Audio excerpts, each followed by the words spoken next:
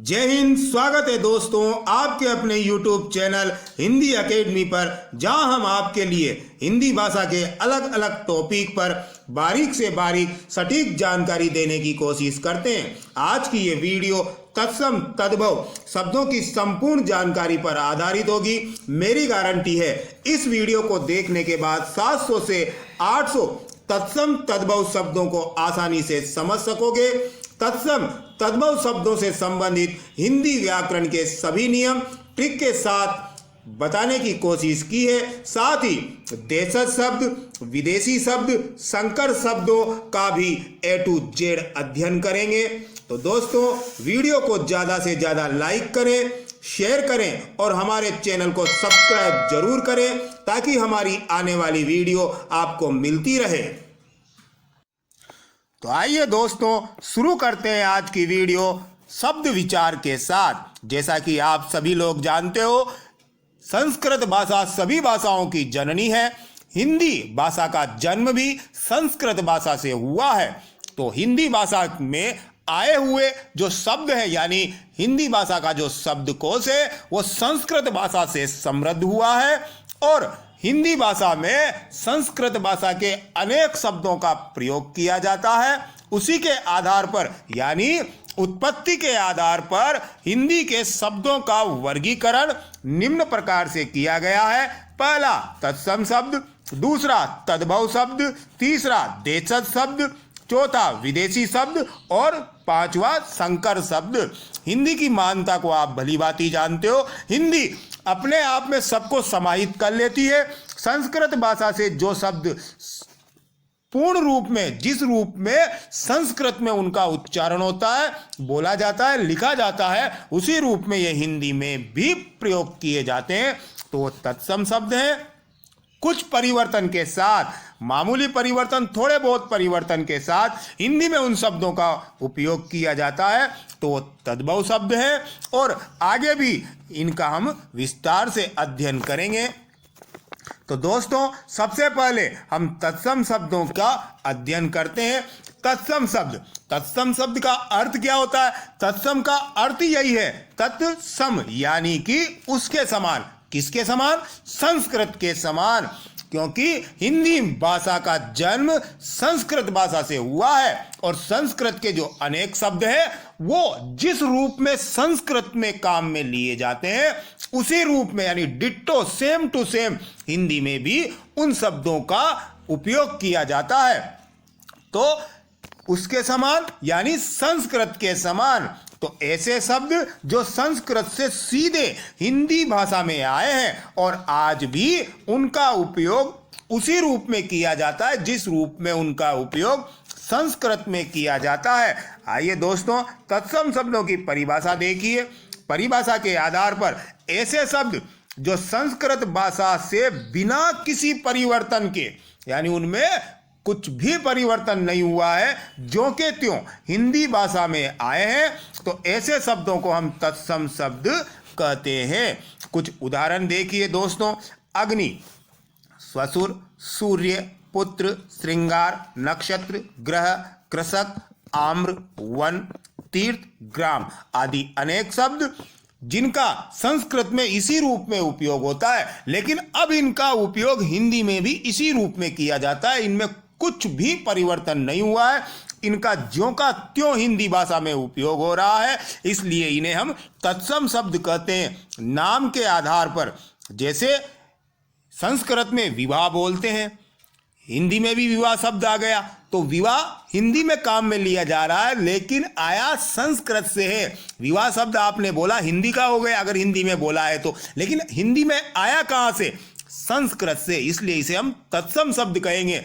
और अगर कुछ परिवर्तन हो गया तो वो व्याह यानी कि तद्भव बोल देंगे। तद्भव शब्दों को देखिए दोस्तों। तद्भव शब्दों का अर्थ क्या होता है?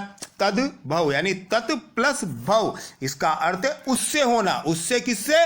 संस्कृत से होना, यानी संस्कृत के शब्द परिवर्तन हो करके हिंदी में आए हैं। संस्कृत के शब्दों में कुछ परिवर्तन हुआ और ये नए शब्द बन गए जिसे हमने तद्भव शब्द कहा है। ऐसे शब्द जो निकले तो संस्कृत भाषा से ही हैं, लेकिन आज उनका स्वरूप बदल गया है। बोलचाल में लोगों ने अपनी सुविधा के अनुसार उनमें थोड़ा बहुत बदलाव करके हिंदी में उनका उच्चारण करने लग गए। इसकी तद्भव की परिभाषा देखिए दोस्तों। ऐसे शब्द जो संस्कृत भाषा के हैं लेकिन कुछ रूप परिवर्तन के साथ उनका उपयोग हिंदी भाषा में किया जाता है, तो इन्हें हम तद्भव शब्द कहते हैं। ऊपर उदाहरण में आपने देखा था अग्नि, परिवर्तन होने के बाद वो आग हो गया। ऊपर उदाहरण में तत्सम के उदाहरण में आपने देखा था स्वसुर और कुछ परिवर्तन के साथ ससुर। तत्सम में आपने देखा था सूर्य, कुछ परिवर्तन के साथ सूरज। इसी प्रकार से पुत्र का पूत, श्रृंगार का सिंगार, नक्षत्र का नखत, ग्रह का घर, कृषक का किसान, आम्र का आम, वन का वन, तीर्थ का तीरथ और ग्राम का गांव। इस प्रकार से ये कुछ ना कुछ परिवर्तन के साथ हिंदी भाषा में आए हैं, इसीलिए इनको हम तद्भव शब्द कहते हैं। अगर संस्कृत से सीधे आ गए बिना किसी परिवर्तन के तो तत्सम, कुछ परिवर्तन के साथ आए तो तद्भव। इतनी जानकारी आपको रखनी है। तत्सम तद्भव शब्दों से संबंधित हिंदी व्याकरण के कुछ नियम हैं जिनके आधार पर हम तत्सम तद्भव शब्दों को आसानी से पहचान सकते हैं। इन नियमों की जानकारी आपको होनी चाहिए ताकि आप भी आसानी से तत्सम तद्भव शब्दों को पहचान सको, क्योंकि रटने से काम नहीं चलेगा। कितने शब्द आप रट सकते हो? 100, 200, 500, और एग्जाम के समय रटते रटते आप उन्हें भूल जाते हो। लेकिन अगर आप इन्हें समझोगे तो समझने पर ये आपको हमेशा याद रहेंगे। तो दोस्तों, पहला नियम हम देखते हैं। तत्सम शब्दों में क्षत्रिय वाला वर्ण आपको देखने को मिलेगा, लेकिन जब हम इनका तद्भव शब्दों में उपयोग करते हैं तो क्षत्रिय वाले वर्ण के स्थान पे ख या छ वर्ण आ जाता है। इसी से हम तत्सम और तद्भव शब्दों को आसानी से पहचान सकते हैं। यानी तत्सम शब्दों में आपको क्षत्रिय देखने को मिलेगा, लेकिन तद्भव शब्दों में क्षत्रिय के स्थान पे ख और छ वर्ण देखने को मिलेगा। उदाहरण देखिए दोस्तों, क्षेत्र जिसे हम खेत कहते हैं, यानी क्षेत्र संस्कृत का शब्द है, तत्सम शब्द है, लेकिन परिवर्तन के साथ वो खेत हो गया। परीक्षा शब्द तत्सम शब्द है, संस्कृत का शब्द, इसी रूप में हिंदी में काम में लिया जा रहा है, लेकिन कुछ परिवर्तन के साथ वो परख हो गया। क्षत्रिय के स्थान पे ख आ गया। पक्षी को देखिए, पक्षी संस्कृत भाषा का शब्द है, तत्सम रूप में हिंदी में काम में लिया जाता है, तो श के स्थान पे पंछी यानी छ हो गया है। इसी प्रकार से साक्षी का साक्षी क्षत्रिय के स्थान पे ख हो गया है। इसी प्रकार से दोस्तों, दूसरा नियम हम देखते हैं। दूसरे नियम में जो तत्सम शब्द है उसमें श यानी श सलगम वाला आता है, और तद्भव शब्दों को जब हम पढ़ते हैं तो उसमें स के स्थान पे स हो जाता है। उदाहरण देखिए दोस्तों, श्यामल का सांवला हो गया, स्वसुर का ससुर हो गया, सिर का सिर हो गया। इसी प्रकार से शुष्क का सूखा हो जाएगा। यानी तत्सम शब्दों में स वर्ण आता है और तद्भव शब्दों में उसके स्थान पर यानी परिवर्तन के साथ वो स हो जाता है। तीसरा नियम देखिए दोस्तों, तद्भव शब्दों को आप इन नियमों के आधार पर आसानी से पहचान जाओगे। तीसरा नियम क्या बतलाता है कि तत्सम शब्दों में आपको अधिकतर वह वकील वाला वर्ण देखने को मिलेगा, लेकिन जब हम उसका तद्भव रूप यानी परिवर्तन के साथ हिंदी में काम में लेते हैं तो वह के स्थान पे ब हो जाता है। उदाहरण देखिए, तत्सम शब्द वणिक है, परिवर्तन के साथ बनिया यानी तद्भव हो गया। वक तत्सम है, परिवर्तन के साथ बगुला यानी तद्भव हो गया। विवाह शब्द तत्सम है, संस्कृत में इसी रूप में काम में लिया जाता है, हिंदी में भी इसका इसी रूप में काम में लेते हैं, तो यह तत्सम शब्द है। परिवर्तन के साथ ब्याह हो गया, यानी वह वकील वाला के स्थान पे ब बकरी वाला आ गया, वन के स्थान पे वन हो गया है।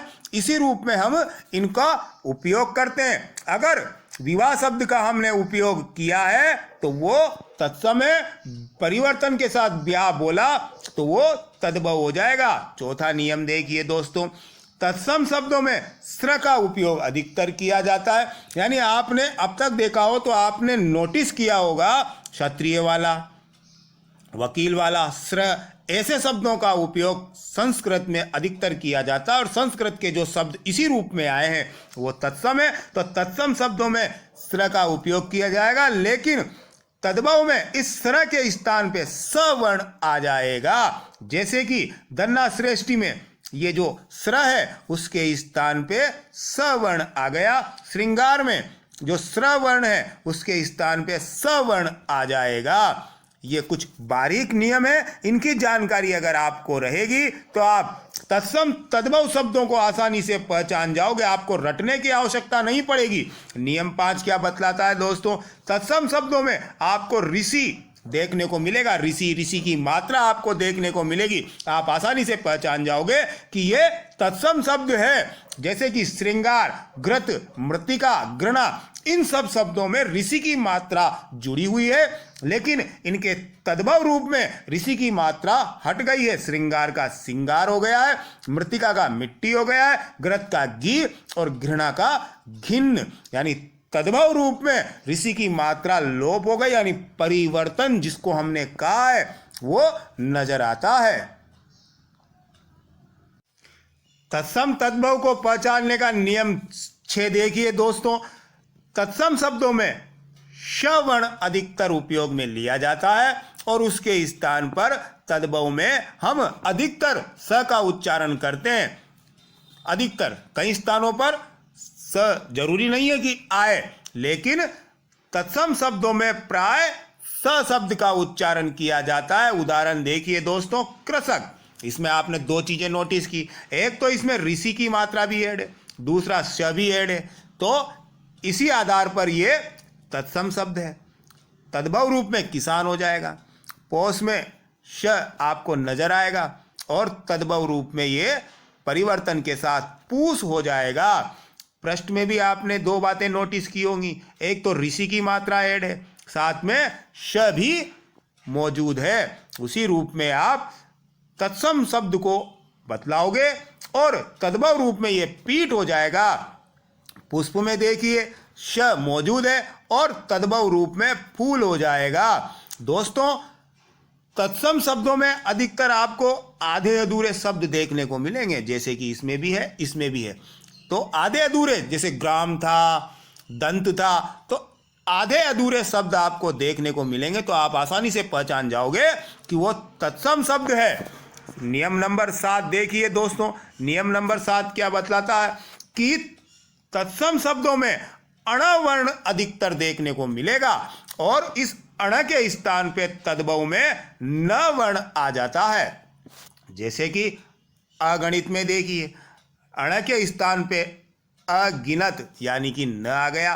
चूर्ण देखिए, तत्सम में अण है और उसके स्थान पे तद्भव में चूर्ण आ जाएगा। कर्ण को देखिए, अण है, उसके स्थान पे न यानी कान हो जाएगा तद्भव में। स्वर्ण का सोना, इसी प्रकार से तृण का तिनका हो जाएगा और अर्पण का अर्पण, यानी अण के स्थान पे तद्भव में न वर्ण आ जाता है। नियम नंबर 8 देखिए दोस्तों। तत्सम शब्दों में अधिकतर र वर्ण आता है, र मात्रा वाला यानी स्वर रहित वाला। उदाहरण देखिए दोस्तों, आम्र, आप इसको ऐसा भी कह सकते हो, जिसे मैंने बताया था कि तत्सम शब्दों में अधिकतर आधा वर्ण आता है। आधा, आम्र, र आधा है, स्वर रहित है और तद्भव रूप में वो आम हो जाएगा। नक्र, र लगा हुआ है, चाहे र नीचे लगा हो, पदेन हो या ऊपर लगा हुआ हो, किसी भी रूप में हो, तत्सम शब्द में पहुंच जाएगा और तद्भव में नक्र का नाक हो जाएगा। ग्राम का गांव हो जाएगा, चंद्र का चांद हो जाएगा, आश्चर्य का र ऊपर है तो अचरज हो जाएगा, सूर्य में र ऊपर है, सूरज हो जाएगा वर्षा का बरसात और तीर्थ का तीरथ हो जाएगा। यानी आपको इतना ध्यान रखना है कि संस्कृत से आए हुए ये तत्सम शब्द जो हिंदी में सेम टू सेम डिट्टो आए हैं, उनमें र अपूर्ण यानी स्वर रहित रूप में रहेगा और उसके स्थान पर तद्भव जब बनेगा तो वो हट जाएगा। नियम नंबर 9 देखिए दोस्तों। तद्भव शब्दों में, सिर्फ तद्भव शब्दों में चंद्र बिंदु नजर आएगा। क्यों? क्योंकि संस्कृत भाषा में चंद्र बिंदु का कोई स्थान नहीं है। संस्कृत भाषा में या तो अनुस्वार आएगा या विसर्ग आएगा। लेकिन दुनिया में कहीं पर भी जो शब्द हिंदी में काम में लिया जा रहा है उसमें अगर चंद्र बिंदु नजर आए तो समझ जाना कि वो तद्भव शब्द है, परिवर्तन के साथ आया है। जैसे मुख का मुंह हो गया, शमश्रु का मूछ हो गया, गोधुम का गेहूं हो गया, चंद्र का चांद हो गया, श्यामल का सांवला, ग्राम का गांव, सुंड का सूंड, अक्षी का आग। इन सब में आपने ध्यान दिया हो तो सबके ऊपर आपको चंद्र बिंदु नजर आएगा। ये चंद्र बिंदु सिर्फ और सिर्फ तद्भव शब्दों में ही देखने को मिलेगा।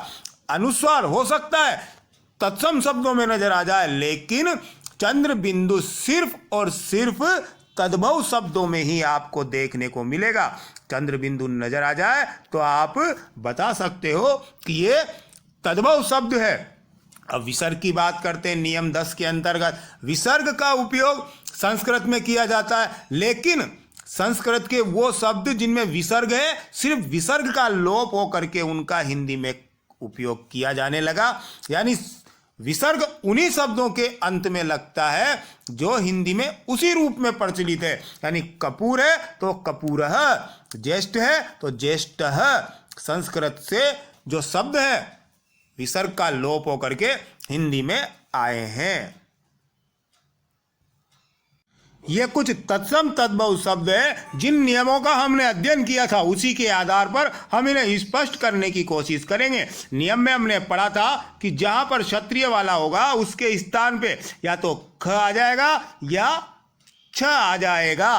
तो दोस्तों देखिए, परीक्षा में क्षत्रिय वाला उसके स्थान पे ख, नक्षत्र है तो नकत ख आ गया, शीर का कीर हो जाएगा। इसी प्रकार से आप आगे देखिए, अक्षर का आकर ख आ गया है, दक्षिण का दक्षिण हो गया है, अक्षत का अक्षत हो गया है। यानी क्षत्रिय वाले के स्थान पे छ आ गया है या ख आ गया है। क्षेत्र का खेत, अक्षी का आंख। आपको इनमें जो नियमों से संबंधित बातें थी वो आपको ध्यान रखना है। चंद्र बिंदु नजर आया, क्षत्रिय वाला नजर आया, इक्षु ईक, ऋच का रीच। यानी आपको एक साथ कई बातों को अपने दिमाग में रखना होगा। ऋषि वाला मौजूद है तत्सम में, क्षत्रिय वाला मौजूद है तत्सम में। जब इनका तद्भव रूप बनेगा तो दोनों में परिवर्तन हो जाएगा। क्षत्रिय वाले का दोस्तों श हो गया और ऋषि वाले का र हो गया है। इन नियमों को अगर आप दिमाग में रखोगे तो आप आसानी से इन शब्दों को पहचान जाओगे और परीक्षा में जब आप एग्जाम देने जाओगे तो आपके पूरे नंबर आएंगे, एक नंबर भी माइनस नहीं होगा। कुच्ची का कोक हो जाएगा, मक्खन का मक्खन हो जाएगा, अशोभ का अछोह। जो नियम के अनुसार क्षत्रिय वाला है उसके स्थान पर दूसरा वर्ण आ जाता है, ख या छ। अक्षोट का अखरोट, साक्षी का साखी। यह के स्थान पर अधिकतर ज वर्ण आ जाता है। युग में देख लीजिए दोस्तों, जुग, युवा का देख लीजिए जवान। यानी यह के स्थान पे आपको ज वर्ण देखने को मिलेगा। तद्भव में आशीष का अशीष, षष्ठ का छठा, पृष्ठ का पीठ। अब इसमें भी ऋषि की मात्रा जुड़ी हुई है, साथ में श भी है। और पुष्प में भी यही नजर आएगा। कुछ वर्ण आधे हैं और इन आधे वर्णों के होने के कारण ये तत्सम है। तद्भव में आपको एक भी आधा वर्ण नजर नहीं आएगा। जो मक्षिका में मक्खी आपको नजर आएगा, लेकिन वो श का ख रूप होने के कारण परिवर्तन के साथ आया है। अधिकतर आपको तत्सम में ही वर्णों के आधे रूप देखने को मिलेंगे, जिन्हीं के आधार पर हम उन्हें तत्सम बतलाते हैं। पुष्कर का पोखर हो जाएगा, पुष्कर सरोवर को बोलते हैं तो उसका पोखर हो जाएगा। इसी प्रकार से और भी शब्द देखिए दोस्तों, हमने बात की थी व वर्ण की, व के स्थान पे यहाँ पे बकरी वाला यानी ब हो जाता है।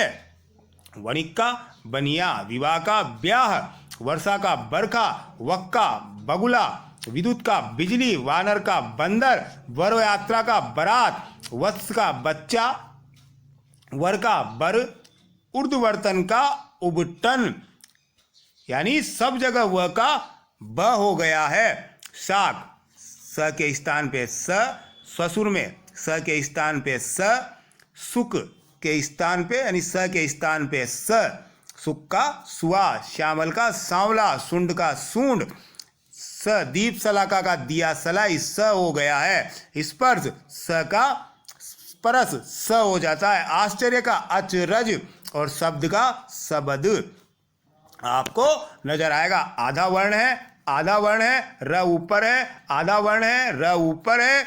इस प्रकार से आप ये जो कुछ नियम है उनको आपको ध्यान में रखना है। उसी के आधार पे तत्सम और तद्भव को पहचानना आपके लिए बहुत आसान हो जाएगा। अर्पण का र आधा है, अगणित अण है, न हो जाएगा चूर्ण अण है, चूर्ण हो जाएगा कर्ण अण है, कान हो जाएगा स्वर्ण अण है, सोना न हो जाएगा ग्रद र नीचे लगा हुआ है, गिद्ध हो जाएगा आम्र र नीचे लगा हुआ है, आम हो जाएगा तृण ऋषि की मात्रा है, तिनका हो जाएगा चरण का अण है, चरण हो जाएगा उर्ण का अण है, ऊन हो जाएगा। तीर्थ र ऊपर है, तीरथ हो जाएगा सूर्य र ऊपर है, सूरज हो जाएगा। वर्कर बकरा हो जाएगा, र ऊपर है वर्कर, संस्कृत में बकरा को वर्कर बोलते हैं। नक्र का नाक हो जाएगा, यानी इन सब में र आधा इस्तेमाल हुआ है, तो र आधा होने के कारण यानी आधा वर्ण जहां पर भी नजर आएगा वहां पर तत्सम होगा। और भी देख लीजिए, करपट में र ऊपर है, करकट में र ऊपर है, करपट का कपड़ा, करकट का केकड़ा।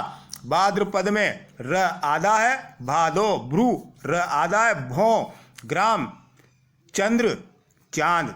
इन सब में आपको चंद्र बिंदु नजर आ रहा होगा, यानी ये तद्भव शब्द है और इनके तत्सम शब्दों में चंद्र बिंदु कहीं पर भी नहीं है। या तो ये आधे होंगे, श होगा, श होगा, र आधा होगा, ऋषि वाला होगा, स्र होगा। अगर ये शब्द आपको नजर आते हैं तो आप समझ जाना कि ये तत्सम शब्द है, और परिवर्तन होने पर ये हट जाते हैं तो आप समझ जाना ये तद्भव है। ये ट्रिक आपको ध्यान रखनी है। कुछ और तत्सम तद्भव शब्दों को देखिए। ये त्र के स्थान पे त्र शब्द आपको तत्सम में नजर आएगा। ऐसे ही जो मैंने ऊपर बताए थे ऐसे ही शब्द आपको तत्सम में देखने को मिलेगा। रात्रि का रात हो जाएगा, मित्र का मीत हो जाएगा, दारित्री का धरती। त्र है इन सब में। पौत्र का पोता, शत्रु का छाता, पुत्र पूत, यंत्र जंतर, राजपुत्र का राजपूत। ग्रह ऋषि की मात्रा है, गर हो जाएगा भातृभ्रार्या, यानी र आधा है, तत्सम है, ऊपर भी र है, ऋषि की मात्रा भी है, और तद्भव रूप में भा भी। मृतिका में ऋषि की मात्रा जुड़ी हुई है, मिट्टी हो जाएगा। घृत का घी, श्रृंगार का सिंगार, घृणा का घिन्न। इसी प्रकार से कृषक ऋषि है, कृतग्रह ऋषि है, और ये आधे वर्ण है दोस्तों। इन सब आधे वर्णों के होने के कारण ये तत्सम है, और जब इनका तद्भव बना, जैसे दुग्ध का दूध, अगम्य का अगम, त्वरित का तुरंत, इसी प्रकार से शुष्क का सूखा, लज्जा का लाज, भल्लूक का भालू, फाल्गुन का फागुन, नृत्य का नाच, सप्त का सात, सत्य का सच आपको नजर आ जाएगा। तो तत्सम शब्दों में वर्ण आधा होगा या र आपको देखने को मिलेगा। इसी के आधार पर हम कह सकते हैं कि ये तत्सम है। क्षत्रिय वाला देखने को मिलेगा, त्रिशूल वाला देखने को मिलेगा, श देखने को मिलेगा, श देखने को मिलेगा, ऋषि आपको देखने को मिलेगा। तो हम कह सकते हैं कि ये तत्सम शब्द है। वर्ण आधा हो, इस रूप में हो तो ये तत्सम है, परिवर्तन होने पर ये हट जाता है तो तद्भव हो जाएगा। ये आपको विशेष ध्यान रखना है दोस्तों। इसी के आधार पर हम इन तत्सम और तद्भव शब्दों को आसानी से याद कर सकते हैं, और लगभग 700 से 800 शब्द हम समझ सकते हैं बिना रटे, आसानी के साथ। तो अब दोस्तों विदेशी शब्दों का अध्ययन करते हैं। विदेशी शब्द क्या है? हिंदी भाषा में अनेक शब्दों का उपयोग किया जाता है जिनको हम दिन प्रतिदिन पढ़ते हैं। जैसे आप बात करते हो मैं कॉलेज जा रहा हूँ, यार पेन देना लिखना है, ट्रेन प्लेटफॉर्म पे आ गई, डॉक्टर के पास दिखाने जा रहे हैं। तो ऐसे अनेक शब्द हैं हिंदी में, आप बोलते हो लोग आसानी से समझते हैं, यानी वो हिंदी में समाहित हो गए, लोगों की जुबान पर चढ़ चुके हैं। तो ऐसे ही शब्द जिनका उपयोग हिंदी में किया जाता है। तो हिंदी में ये शब्द आए कहाँ से? विदेशी भाषाओं से, जो शब्द अंग्रेजी, अरबी, फारसी, तुर्की और इसी प्रकार की फ्रेंच, जर्मनी, स्पेनिश आदि भाषाओं से हिंदी भाषा में आए हैं। तो ऐसे शब्दों को हम विदेशी शब्द कहते हैं। जैसे कि उच्चारण में हम कई बार देखते हैं अंग्रेजी के शब्दों को, doctor, station, pen, platform, college आदि, और भी अनेक शब्द, पंचर, मोटरसाइकिल, साइकिल, इन शब्दों का उपयोग हम हिंदी में करते हैं। अरबी के कई शब्द जैसे अखबार, दुनिया, किस्मत, शराब, औलाद, दवा, हिंदी में हम ऐसा ही बोलते हैं। तो ये हिंदी में आए कहाँ से? अरबी भाषा से। इसी प्रकार से फारसी के कुछ शब्द सौदागर, गवाह, आमदनी, शादी, चिराग, देहात, इसी रूप में हम हिंदी में इन शब्दों का उपयोग करते हैं। हिंदी में आए कहाँ से? हिंदी के शब्दकोश में ये शामिल कैसे हुए? विदेशी भाषा फारसी से। इसी प्रकार से तुर्की के शब्द कालीन, खंजर, बहादुर, लाश, डलिया, सौगात, ये वो शब्द हैं जो तुर्की भाषा से हिंदी भाषा में आए हैं और हिंदी के शब्दकोश को समृद्ध किया है। यानी हिंदी में इन शब्दों का आना विदेशी भाषाओं के द्वारा हुआ है, इसलिए इन्हें विदेशी शब्द कहते हैं। उत्पत्ति के आधार पे अगला प्रकार देखिए दोस्तों, देशज शब्द। देशज शब्द का अर्थ क्या होता है? हिंदी में किसी और भाषा से या संस्कृत से ये शब्द नहीं आए हैं, यानी वे शब्द जो संस्कृत से या किसी और भाषा से हिंदी भाषा में नहीं आए हैं, बल्कि लोगों ने अपनी सुविधा के अनुसार अपने क्षेत्र में बोली जाने वाली बोलियों से इन्हें हिंदी में बोलना प्रारंभ कर दिया है। ये देशज शब्द कहलाते हैं, यानी लोगों ने आवश्यकता अनुसार बोलियों द्वारा ये शब्द बना लिए हैं, इन्हें देशज शब्द कहते हैं। जैसे कि हम शीशा शब्द का उपयोग करते हैं हिंदी में कांच, और उसका हम शीशा भी बोलते हैं। चारपाई, जिसको हम खाट बोलते हैं, जो बोली के द्वारा हिंदी में आया है। पेटी, जिसे हम संदूक भी बोलते हैं।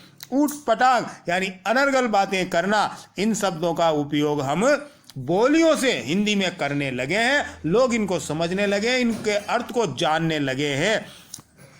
उत्पत्ति के आधार पे अगला प्रकार देखिए दोस्तों, संकर शब्द। संकर शब्द का अर्थ क्या होता है? दो अलग अलग भाषाओं से मिलकर के बने हुए शब्दों को संकर शब्द कहते हैं। संकर शब्द आप लोग भली भांति जानते हो, संकर किस्म के बीज आते हैं, संकर नस्ल आती है। दो अलग अलग प्रकार की किस्म और नस्लों से मिलकर के बना है। उसी प्रकार से यहाँ शब्द है कौन सा? संकर। तो दो भिन्न भिन्न भाषाओं से जिन शब्दों का निर्माण हुआ है वो शब्द संकर शब्द कहलाते हैं। जैसे आपने कई बार देखा होगा, पुलिस अश्रु गैस का उपयोग करती है। अश्रु हिंदी का है, गैस अंग्रेजी का है, दोनों से मिलकर नया शब्द बन गया अश्रु गैस, लोगों को समझ में आता है। बम वर्षा, बम अंग्रेजी का है, वर्षा हिंदी का है, नया शब्द बन गया बम वर्षा। तो बम वर्षा शब्द को किस में शामिल करेंगे? ना अंग्रेजी में ना हिंदी में, तो ये हो गया संकर शब्द। टिकटघर, टिकट अंग्रेजी का शब्द है, घर हिंदी का शब्द है। टिकटघर का मतलब सब लोग जानते हैं, तो टिकटघर हिंदी में बोलने में उपयोग में काम आने लगा। इसी के लिए आधार पे हम कहेंगे कि टिकटघर संकर शब्द है, दो अलग भाषाओं से बना। रेलगाड़ी, सभी लोग समझते हैं रेलगाड़ी का तात्पर्य, रेल अंग्रेजी का है और गाड़ी हिंदी का शब्द है। इसी के आधार पे रेलगाड़ी शब्द बना है, जो कि संकर शब्द है। संकर शब्द दो भिन्न भिन्न भाषाओं से मिलकर के बनता है। तो दोस्तों आपको ये ध्यान में रखना होगा कि दो अलग अलग भाषाओं से मिलकर के अगर शब्द आया है तो वो संकर शब्द होगा। तो दोस्तों वीडियो कैसी लगी कमेंट में जरूर बताएं और हमारे चैनल को सब्सक्राइब कीजिए। जय हिंद, वंदे मातरम।